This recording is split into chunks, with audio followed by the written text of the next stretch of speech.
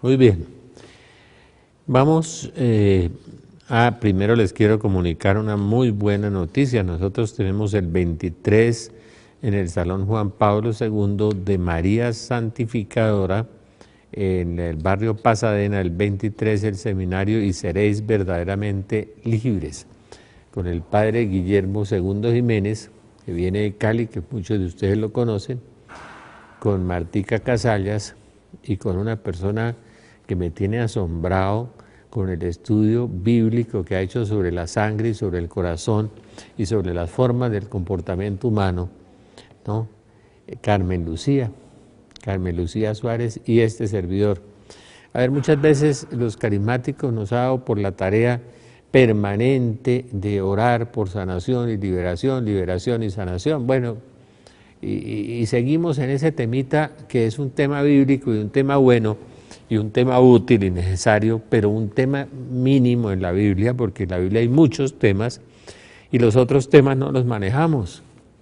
Entonces yo, por ejemplo, hablando de manejar un tema, empecé a trabajar un libro en Navidad y en el 31 también, que llamaba Caminos a la Luz. Ese es un libro muy, realmente la ayuda de Dios fue muy grande, porque es un libro que yo después no me di cuenta de lo que había hecho, que las citas aparecían, la ruta de la conversión en Isaías, en Jeremías, en Pedro, en San Pablo, en Jesús, en San Juan. Y le anexé una cosa que me impacta mucho. En las apariciones de la Santísima Virgen en Conyers, en los Estados Unidos, la Virgen enseñó los 10 mandamientos. Yo me puse un día a reflexionar, bueno, si la Virgen no se hubiera aparecido en Conyers, la enfermera, esa señora Nancy Fowler, simpática, esa gorda, se hubiera inventado una teología sobre los 10 mandamientos, pero extraordinaria. A esa señora la debían nombrar maestra de teología en la mejor universidad del mundo. Pues no, es una enfermera ignorante, o sea que yo sí creo que fue la Virgen la que le dictó eso, porque solamente desde un conocimiento sabio y profundo de Dios se puede dar una enseñanza que en ninguna parte, en ningún libro había visto yo sobre los 10 mandamientos. Se los añadimos al libro Caminos a la Luz. Y entonces sacamos en la Navidad ese libro y los regalos de Dios, los dones de Dios Padre, los dones de Dios Hijo y los dones del Espíritu Santo. Libros hermosos, les cuento, hermosos. Y en el libro sobre la conversión, porque llegamos a la trivialización de la fe. Perdóneme que voy a hacer una pregunta, y la voy a hacer con todo el respeto y con todo el cariño. Cuando yo veía esta semana el asesinato de las 2 niñas, las señoras empaladas y violentadas en los parques, la gente que se muere de hambre, el sacerdote que me contaba cómo se vivía en el sur de Bogotá, los 8 millones de colombianos que pasan hambre, la fe devaluada que tenemos los católicos, que es como una fe de cucaracha, que vamos a misa y dejamos que nuestros hermanos se mueran en hambre y caminen en caballos por las calles, se mueran en la miseria. Entonces yo dije, ¿dónde están las atalayas del profeta Ezequiel, del profeta Isaías, del profeta Jeremías? ¿Dónde están los que anuncian y denuncian? ¿Dónde están los que siembran la semilla, la palabra de Dios?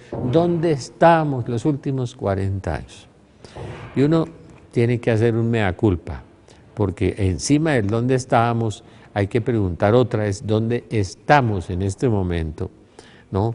Porque yo no estoy viendo, yo no sé si usted en su parroquia lo ve, que el pastor, que es el sacerdote, que es el párroco, la profesión más bella, más noble, más sublime, más grande, ¿no? Los ministros del Señor, imagínense, pues, ¿qué otra profesión más grande podrá haber? Están saliendo a tocar puerta a puerta. A mí me llevaron a esa experiencia con una amiga en Cali, psiquiatra, además ella es psiquiatra, y la gente sorprendía de ver que un psiquiatra y un abogado tocaban en la puerta con una Biblia en la mano. Por supuesto, eso lo hacen los evangélicos o los testigos de Jehová o los mormones, que son las dos últimas unas sectas. Entonces, a veces no nos abrían la puerta, a veces descubrían que sí éramos católicos y nos daban unas buenas onces y nos escuchaban, otras veces pasa uno muchas humillaciones, pero eso es bueno.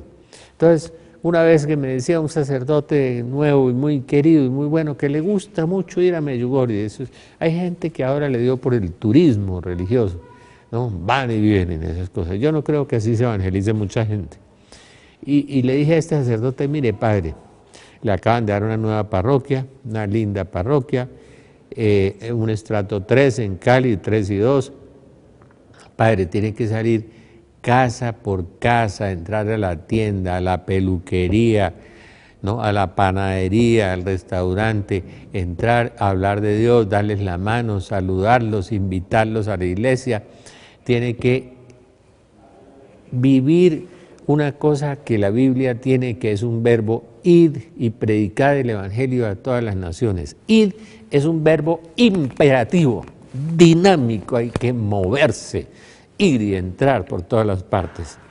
Dios bendiga al padre Álvaro Velandia, que lo vi hacer eso en Barichara, que lo vi hacer eso en Zapatoca, que lo vi hacer eso en La Fuente, que lo vi hacer eso en tantos pueblos, y fue un efecto transformante en la gente. Las parroquias a los 6 meses, 8 meses se estaban llenando, después de que estaban vacías, porque cumplió con el verbo imperativo dinámico, además de meterle mucha oración al tema. Al tema de la evangelización hay que meterle mucha evangelización y después la dinámica. Pero si el cura llega y celebra una misa o dos el sábado y el domingo de pronto se aparece o manda otro y celebran otra misa y no hay una coherencia, no se organizan grupos, no se trabaja con la comunidad, pues eso se va muriendo. Y algo, se le adiciona algo peor, algo más, si el cura llega fuera de la sana doctrina y se convierte en un falso profeta, porque empieza a decir que el pecado no es pecado, que el adulterio no es pecado, que el homosexualismo no es pecado, termina uno como el fraile ese que trajeron de Alemania, entonces, o diciéndole a la gente, recomendándole un tema de control mental, un tema de eneagrama, que fue traído por 2 satanistas al mundo, o sea, un sincretismo religioso donde se mezcla el ocultismo con la fe. Si el cura está involucrado con eso, y hay algunos, digamos la verdad, entonces el desmoronamiento es total, porque no viene la presencia del Espíritu Santo, sino presencia de cosas del mundo en las personas, y no se evangeliza con unción ni con poder en ese momento, y no se evangeliza con el Evangelio. Miren, el Evangelio es vivo, es eficaz, es una palabra de filo, es poderoso además, ¿sí? Entonces uno empieza a ver que la gran crisis del mundo es la crisis de la iglesia está en la gran crisis del mundo, y la gran crisis del mundo está en la crisis de la iglesia.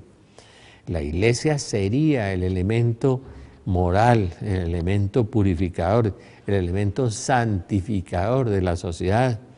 Pero ¿dónde estuvimos en estos 30 o 40 años? Hagámonos todos un mea culpa, ¿por qué no? ¿No? ¿Qué nos pasó? Y si hemos salido o si nos hemos llenado de arrogancia porque nosotros éramos primeros y nosotros éramos los únicos y nosotros éramos los verdaderos, y nos sentamos en el éxito y en ese momento empezó la decadencia, porque por fuera nos empezaron a rodear todas las sectas, y además de las sectas, los movimientos parareligiosos de los evangélicos, bautistas, metodistas, presbiterianos, pentecostales, episcopalianos, y nos van invadiendo por todas partes porque nosotros no evangelizamos. Y la otra cosa que nos dio miedo fue evangelizar con el Espíritu Santo. Le tenemos miedo al Espíritu Santo y le quitamos algunos atributos al Espíritu Santo y lo despojamos de muchas facultades y atributos y potencias al Espíritu Santo. No, ¿y usted por qué ora en lengua? Usted está loco, a veces donde el psiquiatra, y que se sanaban los enfermos, mentira, vaya donde el médico. No, pues sí hay que ir al médico, yo no digo que no, pero si Dios resuelve sanarlo, pues lo sana. ¿no? Monseñor Alfonso Uribe oró por una señora en La Ceja que vive y camina, vaya y lo verifican, pero no hablen sin conocer, certifíquenlo, verifíquenlo. Y le creció 12 centímetros con un grupo de oración. A mí me ha tocado ver crecer piernas, ver sanar por cáncer, ver una cantidad de fenómenos extraordinarios y maravillosos prometidos en la Sagrada Escritura. Y perdónenme lo que les voy a decir, una frase del profeta Oseas: contra ti, sacerdote, es mi pleito, porque mi pueblo muere por falta de conocimiento. Mi pueblo muere por falta de conocimiento. Nadie ama lo que no conoce, nadie ama lo que no conoce. Entonces la fe se fue achicando, la fe se fue pulverizando, la fe se fue volviendo unos ritos, unas formas externas, cultuales, y nos fuimos adaptando a la fe. Y si el templo está lleno, pues se llena con el 10% de la población de cada parroquia. Yo les hago una apuesta a todos los párrocos: midan cuánto es su población y midan cuántas personas llegan al templo. Y después, dentro del templo, hagamos una encuesta, midamos cuántos se han leído un evangelio completo. Y después cojamos los que se han leído un evangelio completo y preguntémosles su estilo de vida, su forma de vida. ¿Por qué no hacemos eso? Hagamos una investigación en 10 parroquias y verán el aterrador, el espeluznante resultado. Yo he intentado medio hacerla en algunas partes, entonces me impresiona mucho. Yo por eso insisto mucho, y en las casas de oración insistimos mucho: mire, venga a la clase de Biblia. Nosotros tenemos una clase de Biblia los sábados a las 10 de la mañana en la Corporación Belén. Tenemos la clase de Biblia, transversal 22 bis 6035. Llámenos y va a la clase de Biblia. Tenemos otra clase de Biblia en el norte, los martes por la tarde. La gente, claro, por supuesto, asiste mucho en los grupos de oración a la sanación, a la liberación, a esos ministerios lindos. Y si hay ministerio profético, mejor todavía. Imagínense, ese señor oró en lenguas, interpretó las lenguas, porque hay un pequeño grupo en la iglesia que no solamente cree en Dios, sino que le cree a Dios, ¿no? Pero aunque a veces llega el párroco y le da un garrotazo y el pobre pierde la poca fe, iba impulsado y lo paran ahí. Y lo paran porque no, eso de la lengua no es verdad, eso es una chifladura, las sanaciones, eso no le pare bolas a eso, y que hay mensajes, no, eso es una locura. Entonces la Biblia la van anulando, la van recortando, le van quitando contenidos a la palabra de Dios porque no tienen fe. No tienen fe en la palabra y no tienen fe en la omnipotencia de Dios. Por eso llegan y niegan la resurrección y escriben en grandes columnas de los grandes diarios de Colombia y nadie los excomulga, ni nadie los saca, ¿sí? O se meten en cosas raras, ¿no? Se involucran con sectores políticos muy fuertes por allá, disidentes, y hacen cosas raras. También, que es lo que denunciaba mi amigo Fernando Londoño. De modo que la confusión de la gente es muy grande. Y además pretenden que cuando uno va a decir la verdad y a denunciar la verdad, como la denunciaba el profeta Oseas, como la denunciaba el profeta Isaías cuando les decía perros mudos, ¿no? Cuando la denunciaba el Señor Jesús también, ¿sí? Hay de vosotros, escribas y fariseos, en la cátedra de Moisés se han sentado los escribas y los fariseos, ellos dicen y no hacen, haced lo que los digan, pero no los imitéis, no los imiten. Sabemos y tenemos mucha compasión con eso, que se ha metido en el interior de la iglesia la crisis del mundo. Claro, eso es normal, eso es normal. Que se metió la crisis moral, también. Mire, 1846, si alguno me sigue llamando terrorista, yo le agradezco mucho, porque la Virgen fue la primera terrorista, esa es mi madre.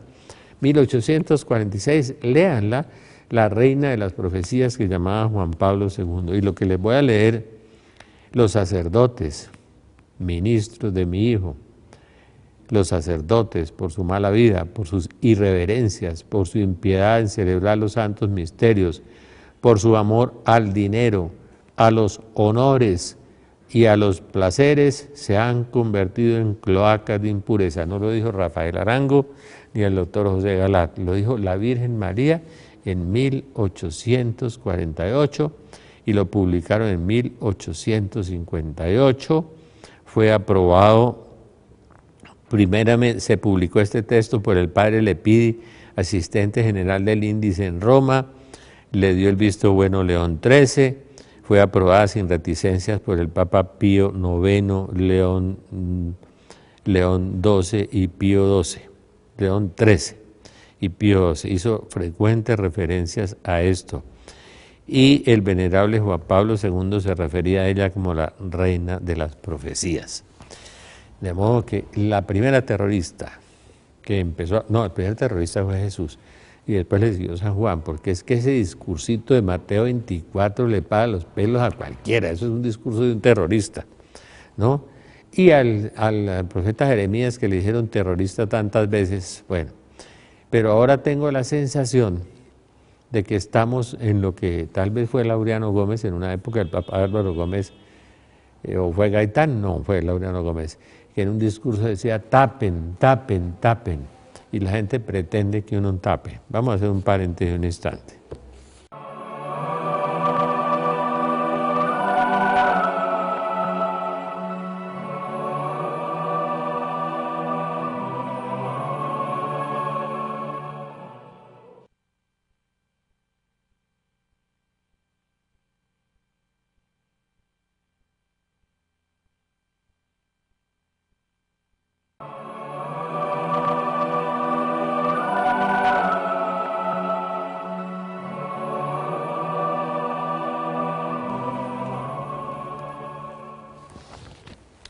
Muy bien, Dios advierte a Moshe en el capítulo 3, dice, no hace nada Dios sin advertirlo a través de sus siervos los profetas, no hace nada Dios, nada. O sea, si los profetas como Jeremías, uno lee el capítulo 20 de Jeremías, que lo buscaban para pillarlo, que lo buscaban para meterlo a la cárcel, que lo buscaban para encerrarlo, pues a todos los que han anunciado y a todos los que han denunciado, pues muchos han terminado en la cárcel, muchos han terminado muertos, muchos han terminado en el martirio. ¿Por qué no nosotros los católicos, que queremos que la gente conozca la sana doctrina, nos quieren callar, amordazar, tapar? No, es decir, nosotros lo único que pretendemos en este canal es vivir el lema de Jesucristo que está en la entrada de este canal, y la verdad os hará libres. Y advertirle a la gente sobre las verdades de la fe es muy importante. Por eso nosotros hemos advertido sobre los que niegan el demonio, sobre los que niegan los ángeles, los que niegan la resurrección corporal de Jesucristo, los que niegan el pecado, los que bendicen el adulterio, los que bendicen el homosexualismo. Hombre, si la Biblia condena eso, es palabra de Dios. Y la palabra de Dios es irrevocable, no se puede ni hacerle ese tipo de exégesis, de decir, no, es que los homosexuales eran malos durante 2000 años y ahora son buenos, porque vamos a hacer una exégesis distinta, o una interpretación. No.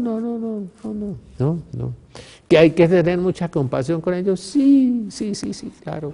Que Dios no abandona a los que viven arrejuntados en concubinato, o en matrimonio, en unión libre, como lo quiera llamar, llámelo como quiera. No los abandona, no, hasta la hora de la muerte Dios está ahí presente llamándonos, invitándonos a la conversión. Esas personas pueden orar, esas personas pueden asistir a la Eucaristía, no pueden comulgar, porque la Biblia dice que no, San Pablo, 1 Corintios 11, 12, y lo dice el catecismo, pero que hay que tener amor y compasión y acercarlos con amor y tratar de llevarlos a la salvación eterna, porque a este mundo vinimos a salvarnos eternamente. Esa fue la frase de Juan Pablo II. A este mundo no vinimos a tener placeres, a este mundo no vinimos a conseguir dinero, a este mundo no vinimos, vinimos a salvarnos, cueste lo que cueste. Y a nadie es probado más allá de sus fuerzas, nos dice San Pablo. Entonces nosotros no podemos empezar a agrandar las manchas, a justificarle los pecados a las personas. No, todos hemos pecado, todos somos pecadores. Cuando leía yo ese maravilloso libro de Fetch, dentro de 4 horas veré a Jesús, hombre, el abogado era un hombre brillante, un penalista, y el abogado era homosexual y se convirtió, y fue un hombre de Dios, un hombre especial, un hombre maravilloso, y un hombre que aconsejó mucho a su asistido, al señor Fetch, que estaba condenado a muerte, y lo llevó hacia un proceso de santidad. El abogado que había sido un homosexual, ¡qué maravilla! Entonces sí pueden cambiar. Me impresionó mucho ese libro porque el abogado se convirtió en un hombre de Dios, realmente maravilloso, ¿no? Y abandonó su vicio y se volvió hacia Dios. Como la prostituta, que el Señor le dice, mire, vete y no peques más. Vete y no peques más. No le dijo, vaya y se consigue un amorcito por allá afuera distinto para que además tienen... No, vete y no peques más. Es que vinimos a este mundo a salvarnos, a tener vida eterna, a tener vida y vida en abundancia. Lo que pasa es que el materialismo y el consumismo nos llevaron a no solamente a corromper la fe, sino a corrompernos interiormente y a justificar las actitudes creando unas nuevas teologías que taparan los pecados y nos hicieran sentir bien. No, la Biblia no ha cambiado, no ha cambiado. Hemos cambiado nosotros porque nos hemos corrompido a partir de la Revolución Francesa y de la modernidad y de la posmodernidad. Nos hemos venido degradando, degenerando, hasta llegar a que el 99% de las niñas de 15 años han tenido relaciones y ya no se amañan con uno ni con otro, sino con muchos. Entonces son unas pequeñas prostitutas que andan por ahí sueltas por todas partes, y el Señor las ama y el Señor las busca, y son almas que Dios quiere salvar, que Dios quiere redimir, que Dios quiere rescatar, pero que nosotros en nuestro estilo nuevo de evangelización, de esquemas y esquemas, no salimos a buscarlas. No salimos a buscarlas, y las niñas desde los 10 años andan en eso, y los niños también, y el 30% de los niños andan armados y cargan puñal, y amenazan a sus padres o le pegan a su madre si no le da lo que ellos quieren, y hemos llegado a una depravación y degradación absoluta del ser humano, de la vida. Los abortos, de los que se queja tanto la Virgen en las apariciones, y como llama a las personas que abortaron a que se vuelvan hacia Jesús y que ella consiente a esos niños abortados y están en el jardín de Dios, pero que ellas quedaron con esa mancha tan horrible, ¿no? Y eso Dios lo perdona también, pero hay que arrepentirse, convertirse y confesarse, ¿no? Y tener 2 o 3 instancias de matrimonio, pues esos no son matrimonios. No, eso no son matrimonios, eso es una farsa, no, eso es una ciencia ficción, perdóneme. Entonces, entonces aliviamos las conciencias y le ponemos nombres, uniones irregulares, matrimonios irregulares. No, no son matrimonios. Entonces, matrimonio en la Iglesia Católica es la unión de un católico con una católica bajo un sacramento. Eso. Dios creó al hombre a su imagen y semejanza y lo hizo hombre y mujer. Lo hizo Adán y Eva, y no lo hizo Adán y Pedro. No, eso no lo hizo Dios. No, eso lo hizo el pecado y lo hizo el hombre. Pero eso se puede corregir porque la misericordia de Dios es infinita y es grande. Pero si el sacerdote no nos ilustra sobre eso, si no nos enseña, y si nos enseña un camino falso, entonces nos está arrastrando por el camino de la perdición también, a donde va a caer él también. Como me decía un gran teólogo costarricense, que los que bendicen las uniones libres caen en el infierno y el cura cae más hondo, me decía. Claro, por supuesto. Y solo Dios puede juzgar esas cosas, pero es que hemos llegado a un momento de crisis de todas las cosas. De la crisis ecológica, pues esta mañana miraba ERTE, lo de los sismos en el mundo, no, pues Panamá, Argentina, Bucaramanga, están aumentando a un ritmo aterradoramente impresionante. Lo de la capa de ozono, lo de las calamidades, están aumentando a un ritmo aterradoramente impresionante. Pero eso no es lo más grave. Sí, la Tierra se va a descomponer, se va a autodestruir, eso ya lo sabemos. Pero el problema es la descomposición y la destrucción del hombre, y que vea, como decía un amigo mío que tiene visiones, que caían almas al infierno por millones, por millones, por millones. Y entonces vienen y nos niegan el infierno, o nos niegan el purgatorio. ¿Quién? Pues unos teólogos que no están en la línea de la Biblia ni están en la línea del catecismo. Y hay personas que para justificarse consultan a un sacerdote o a un teólogo de esos. No, mijita, lo que basta es el amorcito, eso Dios le bendice esa unión, se amen mucho, aunque no estén casados. Y entonces están sepultando a la gente, y es peor, los mandan a comulgar, ¿no? A hacer un sacrilegio, encima de su pecado le meten otro encima.